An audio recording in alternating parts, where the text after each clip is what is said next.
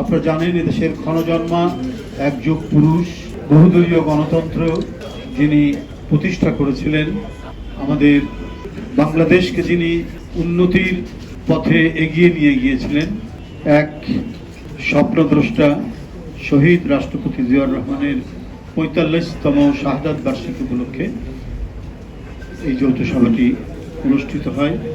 এখানে বিএনপির গুরুত্বপূর্ণ নেতৃবৃন্দ বক্তব্য রেখেছেন, অঙ্গ সংগঠনের কেন্দ্রীয় প্রেসিডেন্ট সেক্রেটারি বক্তব্য রেখেছেন। প্রত্যেকের বক্তব্যের মধ্যে থেকে আমরা সর্বসম্মতিক্রমে যে সিদ্ধান্ত গ্রহণ করেছি সেটি আপনাদের কাছে আমি তুলে ধরব।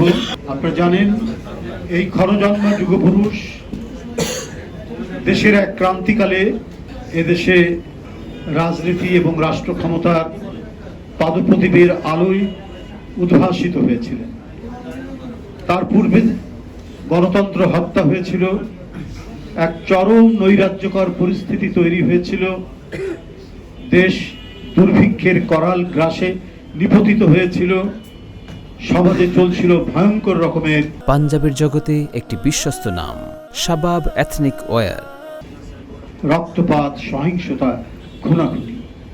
স্বাধীনতা উত্তর সেই ক্রান্তিকাল অতিক্রমণের এক পর্যায়ে জনগণ এবং সিপাহীরা যৌথভাবে